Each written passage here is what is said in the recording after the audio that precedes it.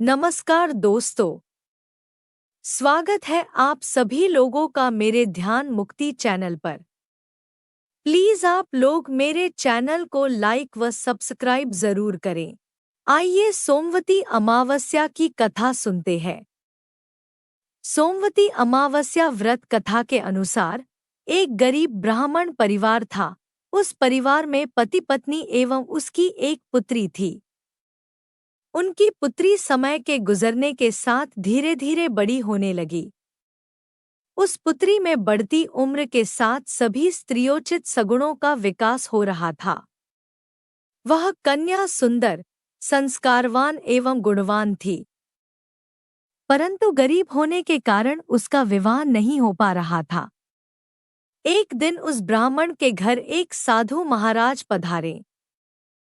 साधु उस कन्या के सेवाभाव से अत्यधिक प्रसन्न हुए। कन्या को लंबी आयु का आशीर्वाद देते हुए साधु ने कहा कि इस कन्या के हाथ में विवाह योग्य रेखा नहीं है।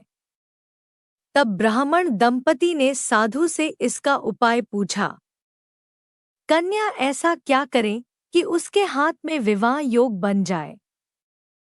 साधु महाराज ने कुछ देर विचार करने के पश्चात अपनी अंतर्दृष्टि में ध्यान करके बताया कि कुछ ही दूरी पर एक गांव में सोना नाम की एक धोबिन महिला अपने बेटे और बहू के साथ रहती है, जो बहुत ही आचार विचार वाली संस्कारी पतिव्रता नारी है।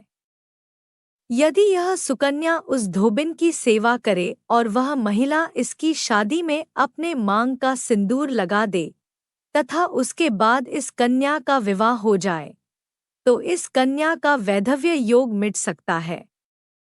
साधु ने यह भी बताया कि वह महिला कहीं बाहर आती जाती नहीं है। यह बात सुनकर ब्राह्मणी ने अपनी बेटी से धोबिन की सेवा करने का प्रस्ताव रखा। अगले दिन से ही कन्या प्रातकाल ही उठकर सोना धोबिन के घर जाकर साफ सफाई करने लगी।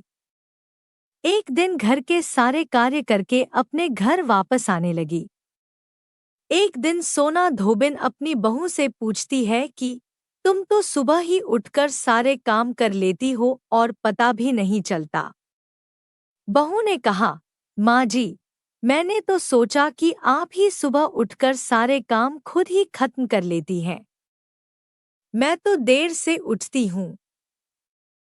यह सब जानकर दोनों सास बहू घर की निगरानी करने लगी कि कौन है जो सुबह ही घर का सारा काम करके चला जाता है। कई दिनों के बाद धोबिन ने देखा कि एक कन्या मुँह ढके अंधेरे में घर में आती है और सारे काम करने के बाद चली जाती है।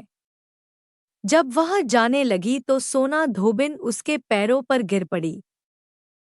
पूछने लगी कि आप कौन हैं और इस तरह छुपकर मेरे घर की चाकरी क्यों करती हैं? तब कन्या ने साधु द्वारा कही गई सारी बात बताई। सोना धोबिन पति परायण थी, अतः उसमें तेज था। वह तैयार हो गई। सोना धोबिन के पति थोड़ा अस्वस्थ थे। उसने अपनी बहू से अपने लौट आने तक घर पर ही रहने को कहा। सोना धोबिन ने जैसे ही अपने मांग का सिंदूर उस कन्या की मांग में लगाया, सोना धोबिन का पति मर गया। उसे इस बात का पता चल गया। वह घर से निराजल ही चली थी, यह सोचकर कि रास्ते में कहीं पीपल का पेड़ मिलेगा तो उसे भंवरी देकर और उसकी परिक्रमा करके ही जल ग्रहण करेगी। उस दिन सोमवती अमावस्या थी। ब्राह्मण के घर मिले पुए पकवान की जगह उसने ईंट के टुकड़ों से 108 बार भंवरी देकर 108 बार पीपल के पेड़ की परिक्रमा की और उसके बाद जल ग्रहण किया। ऐसा करते ही उसके पति के मुर्दा शरीर में वापस जान आ गई। धोबिन का पति वापस जीवित हो उठा। इसीलिए सोमवती अमावस्या के दिन से शुरू करके जो व्यक्ति हर अमावस्या के दिन भंवरी देता है, उसके सुख और सौभाग्य में वृद्धि होती है। पीपल के पेड़ में सभी देवों का वास होता है, अतः जो व्यक्ति हर अमावस्या को न कर पाए तो वह सोमवार को पड़ने वाली अमावस्या के दिन 108 वस्तुओं की भंवरी देकर सोना धोबिन और गौरी गणेश का पूजन करता है। उसे अखंड सौभाग्य की प्राप्ति होती है। ऐसी प्रचलित परंपरा है कि पहली सोमवती अमावस्या के दिन धान पान, हल्दी, सिंदूर और सुपारी की भंवरी दी जाती है। उसके बाद की सोमवती अमावस्या को अपने सामर्थ्य के हिसाब से फल, मिठाई, सुहाग सामग्री, खाने की सामग्री इत्यादि की भंवरी दी जाती है और फिर भंवरी पर चढ़ाया गया सामान किसी सुपात्र ब्राह्मण, ननंद या भांजी को दिया जा सकता है। आपको यह जानकारी कैसी लगी कमेंट बॉक्स पर ज़रूर बताएं। साथ ही मेरे चैनल को लाइक व सब्सक्राइब करना न भूलें। धन्यवाद।